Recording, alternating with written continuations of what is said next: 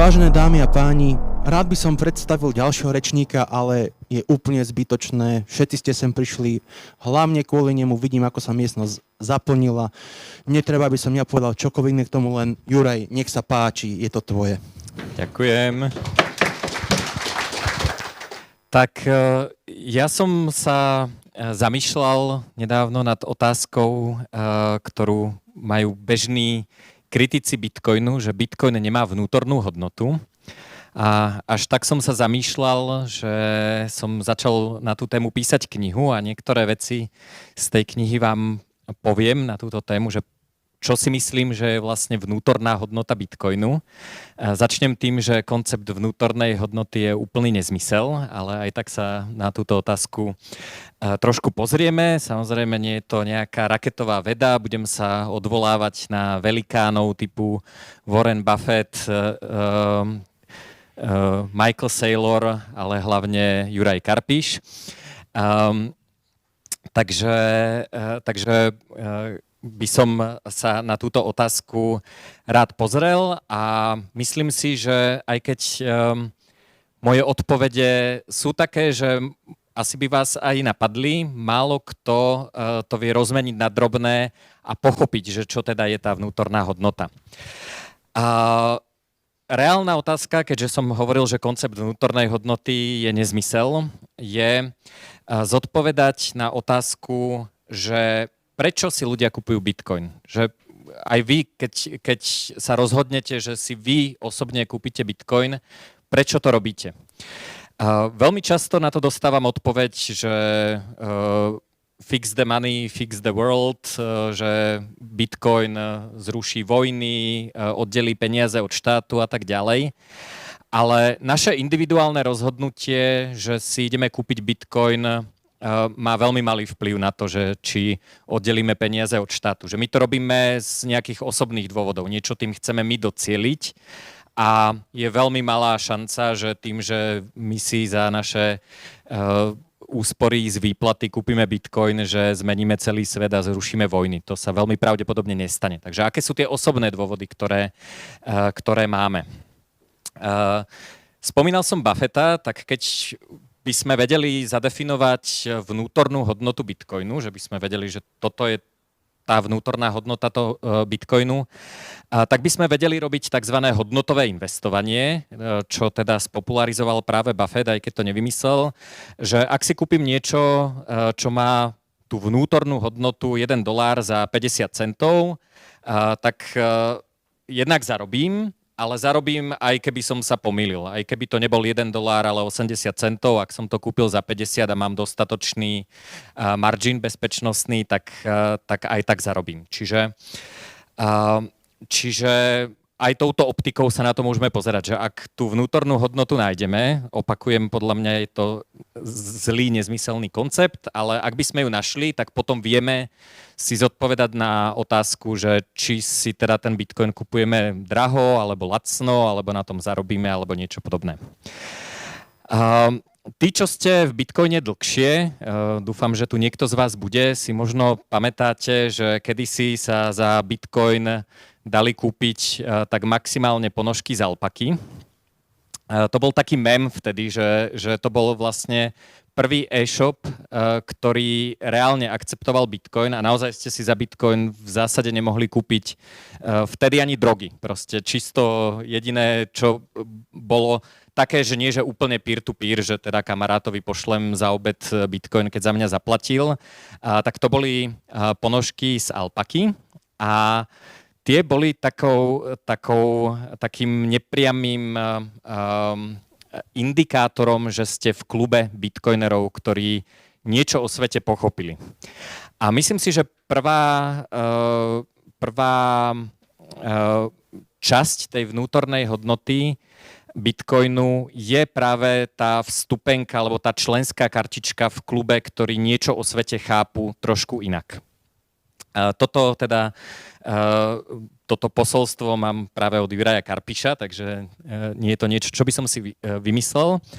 A je to mimochodom veľmi podobné aj u ľudí, ktorí používajú Monero. Hej, že keď platím Monerom, tak to znamená, že signalizujem tej protistrane, alebo máme nejaký taký spoločný tajný signál, kedy si hovoríme, že obidve strany vlastne nejakým spôsobom berú alebo považujú za dôležitú bezpečnosť a súkromie transakcie.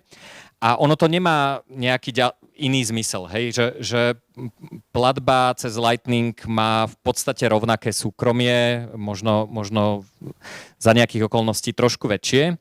Ale keď niekomu platím Lightningom, tak to nie je to členstvo v klube, že ja som proste medzi vami, čo máme ako tajné spojenectvo, že sme klub kryptoanarchistov a platíme si v Monere. To členstvo v klube, ono to znie ako blbosť, ale preto chodíme na tie stretnutia 21, preto zakladáme paralelné polis, preto robíme tú peer-to-peer ekonomiku. Ono v konečnom dôsledku je v zásade jedno, že či si od Vexláka kúpim Fiat a za to si kúpim nepasterizované mlieko od farmára za cash, alebo či tomu farmárovi zaplatím priamo v bitcoine. Že ono z nášho pohľadu je to vlastne tá istá operácia, je to možno trošku transakčný náklad, ale my tým, že tým fiatom vlastne aj tak platíme všade, tak vlastne to funguje. Že toto nám nič nepridá v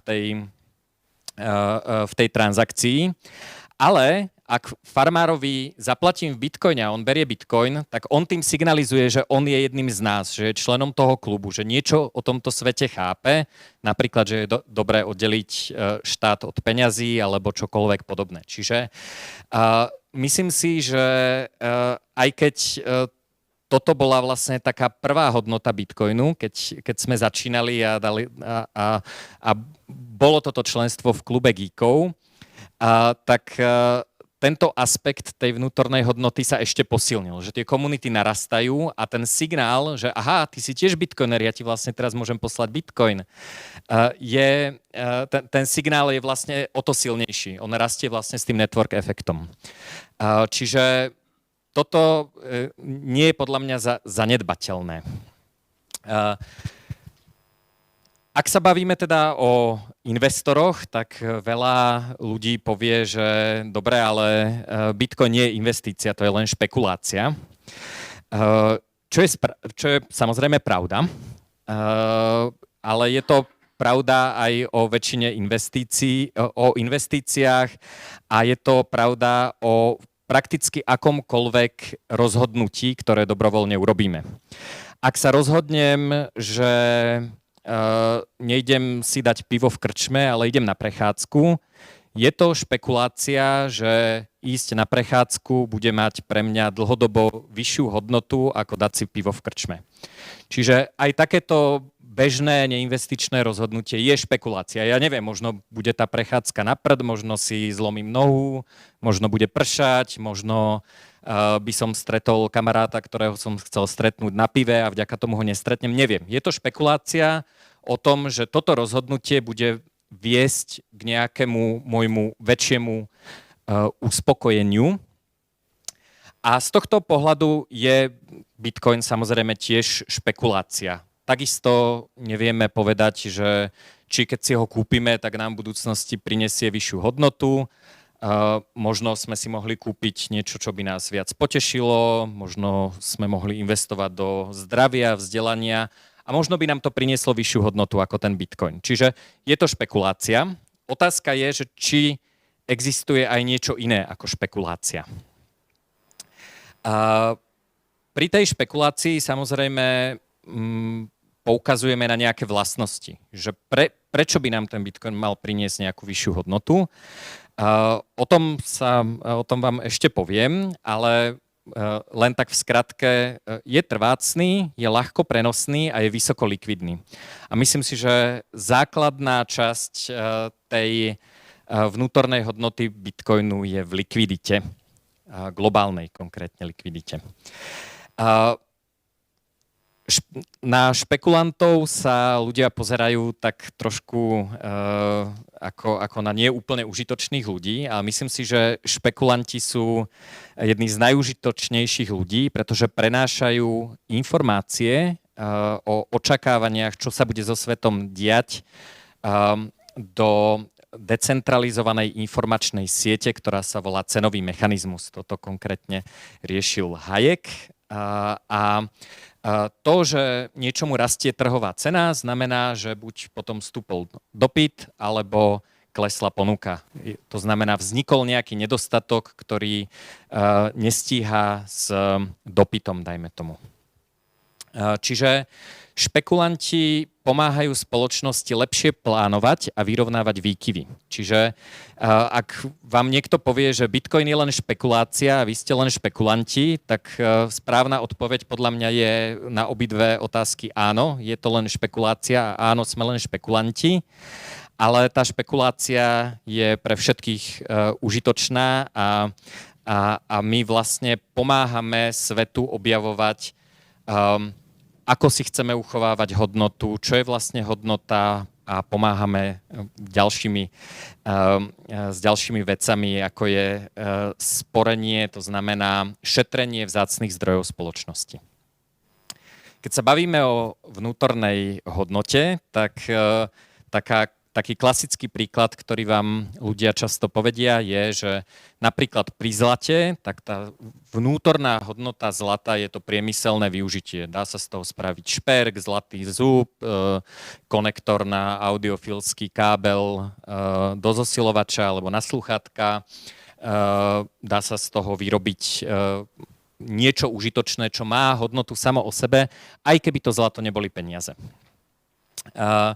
Tuto sa zase odvolám na Juraja Karpiša, ktorý hovorí, že všetky peniaze sú bublina. Že tá monetárna prémia, teda tá hodnota toho, že sa to dá použiť na dobrovoľnú výmenu ako peniaze, vlastne nafúkuje tú hodnotu a tým pádom tie peniaze sú v bubline. A tá bublina, keď splasne, tak by mala splasnúť ako keby na tú vnútornú hodnotu, ktorá, opakujem, je halucinácia, pretože hodnota a hlavne teda cena je daná ponukou a dopytom a nie to tým, či sa z toho dá vyrobiť zlatý zub. Takže otázka je, že či sa dá na Bitcoin pozerať ako na dve zložky, že má nejakú vnútornú hodnotu a potom má nejakú monetárnu prémiu. Jedna z tých vnútorných hodnôt je práve tá vstupenka do toho klubu geekov, ktorí niečo o svete pochopili. A ja si myslím, že to, čo je pri Bitcoine unikátne, čo neposkytuje možno žiadna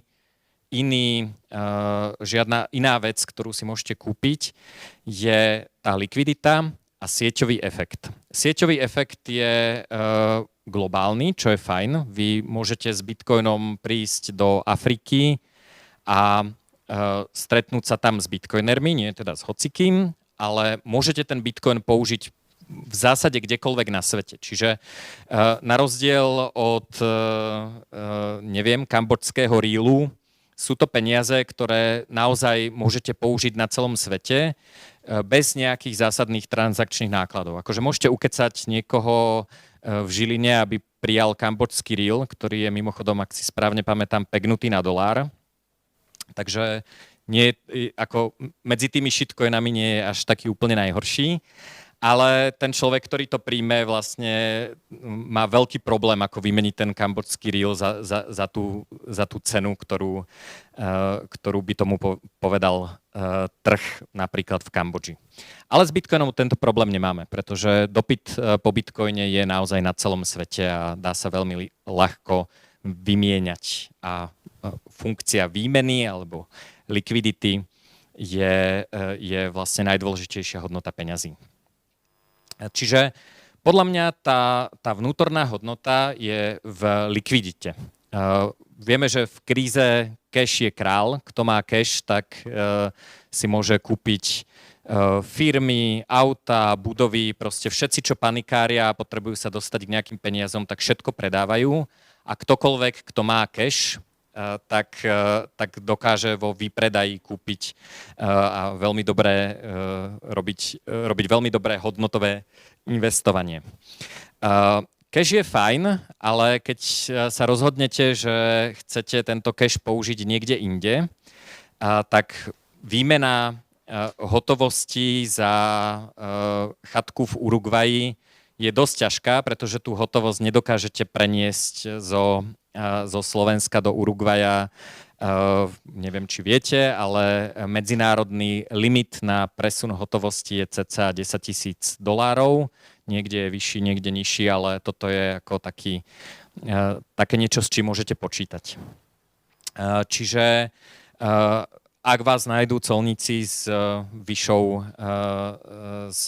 vyššou hodnotou cashu, tak vás samozrejme zastavia a budete mať veľký problém. A dokonca som to zažil, našťastie nie na sebe, ale nie je to úplná zábava, keď vás riešia colníci a vy vybalujete, koľko máte cashu. Mimochodom, rovnaký problém je so zlatom a striebrom, takže tie mince naozaj vidno na rentgene a rozprával som sa s nejakými paragvajskými fešákmi, ktorí testovali presun strieborných mincí, ktoré majú jedna unca, je neviem koľko, 20 € cca. Nesledujem úplne presne striebro. A mali zo pár mincí, čiže reálne to mohlo byť 200 € a colníci to vždy riešili a bol to vždy problém. S Bitcoinom tento problém nemáte. Zoberiete si trezor alebo si zapamätáte seed, idete do Uruguaya, v Uruguayi kľudne v lokálnej pobočke Binance vymeníte peniaze za doláre alebo lokálny fiat a môžete si kúpiť chatku. Čiže zároveň teda ten Bitcoin je likvidný. Nie je to ako obraz alebo soška alebo nehnuteľnosť, kde musíte čakať na tú protistranu. Aby sme si vedeli tú likviditu predstaviť, tak denný volum Bitcoinu, teda objem zobchodovaný len na verejných burzách, teda nie v dark pooloch, nie OTC, sú desiatky miliard dolárov denne. To znamená, že do toho sa naša chatka skrie bez toho, aby sme pohli cenou akokoľvek. Čiže ja tvrdím, že Bitcoin je v tomto unikátny. Nič iné nemá túto vlastnosť, že má globálnu likviditu. Zlato, áno, zlato tiež viete predať kdekoľvek, ale ako ho do toho kdekoľvek dostanete? To je ten problém. Máme rôzne FX trhy, máme presuny cez SEPA prevody, wire transfers, množstvo iných spôsobov. Je tam veľké trenie. Je veľmi ťažké vlastne, alebo kľudne aj akcie, hej, že keď si kúpite Bitcoin ako ETF-ko alebo ako akciu MicroStrategy, tak to máte zobchodované cez nejakého brokera a ten broker vám to vie predať a vie vám to poslať na váš účet. Ale vy to možno nechcete na váš účet, vy to možno chcete mať v Uruguayi, aby ste si kúpili tú chatku. Takže ja tvrdím, že ak teda existuje niečo ako vnútorná hodnota Bitcoinu, tak je to globálna likvidita a je to naozaj unikátne. Tu si môžeme teda povedať, že čo shitcoiny, máme Ethereum, máme rôzne iné coiny. Teoreticky to fungovať môže, prakticky, ja neviem, Monero veľmi ťažko predáte v Dubaji, Ethereum nemusí mať zrovna takú likviditu, USDT môže byť zmrazené, čiže je tam možnosť náhrady, ale to unikátne spojenie decentralizovanosti, permissionless a toho globálneho dopytu na celom svete je podľa mňa niečo, čo je pri Bitcoine výnimočné a z toho pramení tá nejaká vnútorná hodnota. Ďalšia kritika hodlerov, to už sú teda veriaci Bitcoinu, je, že nič neprinášajú. Že ja keď si kúpim akcie Apple, tak pomáham vyrábať iPhony a pomáham financovať tento biznis. Ale keď si kúpim Bitcoin, tak vlastne nič. Nikomu som nepomohol, všetkého je rovnaké množstvo. To nie je pravda, pretože opportunity cost, alebo teda zameškaná príležitosť, náklady zameškanej príležitosti sú reálne. Čo to znamená? Ja keď si kúpim, dajme tomu jeden Bitcoin, ten stojí cca 100 000 eur, to znamená, že som si nekúpil niečo iné. Nekúpil som si Lambo, neviem, koľko stojí Lambo, či sa dá za Bitcoin kúpiť Lambo. Nekúpil som si nehnuteľnosť a tak ďalej. Čiže to, čo som si nekúpil, tak a rozhodol som sa namiesto toho hodlovať Bitcoin, to sú vzácne zdroje spoločnosti, ktoré som prenechal inému použitiu. To znamená, že podľa mňa hodler je ekonomický a zároveň aj environmentálny aktivista, pretože nespotrebováva, nepáli, neničí, ale iba sa rozhodol, že niečo nespotrebuje a teda tú vzácnosť, ktorú nespotrebuje, môže použiť niekto iný. Vráťme sa k tomu, že teda je to možno dobrá špekulácia, ale nie investícia.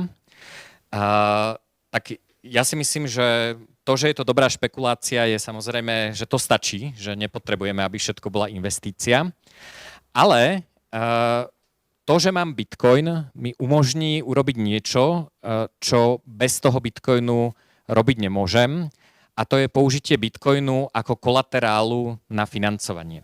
Hej, čiže ja si môžem kúpiť Bitcoin a zrazu v tej hodnote, dajme tomu toho jedného Bitcoinu, mám prístup okamžitý na 2 kliky ku kapitálu, dajme tomu v hodnote 60 000 eur, alebo 50 000, alebo teda kto je aký gambler. A ja mám prístup k financovaniu. Čiže bez toho, aby som obetoval tú príležitosť nechať si Bitcoin a zhodnotiť ho, si môžem požičať a mám prístup ku kapitálu, ktorý by som inak nemal.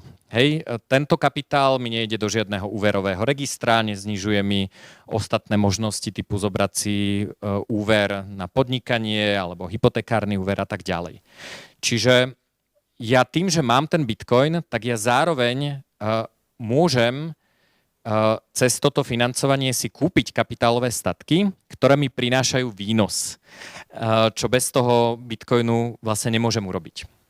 Môj obľúbený príklad, ktorý som aj urobil, aj ho dosť rozpracovávam v tej knihe, je investícia do fotovoltiky. To znamená, že mám Bitcoin, ale keďže si môžem požičať fiat, tak si môžem dnes kúpiť solárne panely, batérie, inverter a všetku tú technológiu na to, aby som si vedel vyrábať lacnejšiu energiu. Úver splácam z toho, že som sám sebe poskytovateľom elektrickej energie, čiže účet za elektrínu neplatím elektrárňam, ale sebe, alebo aspoň tú časť, ktorú si vyrobím. A tým pádom generujem výnos, ktorý by som nemohol generovať, pretože inak by som si možno nevedel požičať tie peniaze, respektíve by som si znížil to množstvo peňazí, ktoré si môžem požičať. Hej? Čiže o tomto úvere nikto nevie. Ja si požičiam fiat, kúpim si solárne panely, splácam si to, generujem výnos a ten výnos samozrejme mi spôsobí oveľa väčšiu návratnosť na Slovensku. Veľmi pravdepodobne to väčšine z vás vyjde tak, že ak spotrebujete tú energiu, nabijete si elektrické auto a spotrebovávate energiu v domácnosti, tak je dosť možné, že po 15 rokoch ten úver splatíte a ďalších 10 rokov máte free energiu. Čiže tých 10 rokov spotreby energie je ten výnos. Čiže ten Bitcoin, áno, neplatí žiadny úrok, žiadnu dividendu, ale umožní mi prístup k podnikaniu, toto je forma podnikania, v tom zmysle, že mi umožní získať nejaký výrobný prostriedok, teda nejaký kapitál, nejakú konkrétnu vec, továreň, halu, stroj, fotovoltiku, auto, čokoľvek, ktoré mi ten výnos prinesie. A to by som bez toho Bitcoinu možno nemohol robiť, alebo by som to robil v menšej miere.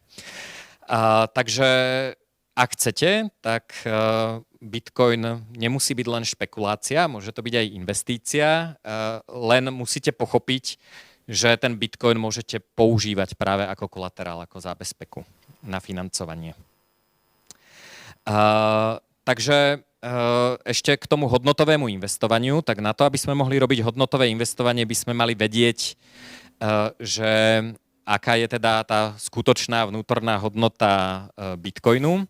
Bitcoinery majú mém, že nekonečno delené 21 miliónov, to znamená, že ak zoberieme všetky vzácne statky na svete a snažíme sa vypočítať, že koľko z toho prislúcha na jeden bitcoin, čiže vydelíme všetko bohatstvo sveta 21 miliónmi, tak to je teoretický strop ceny bitcoinu.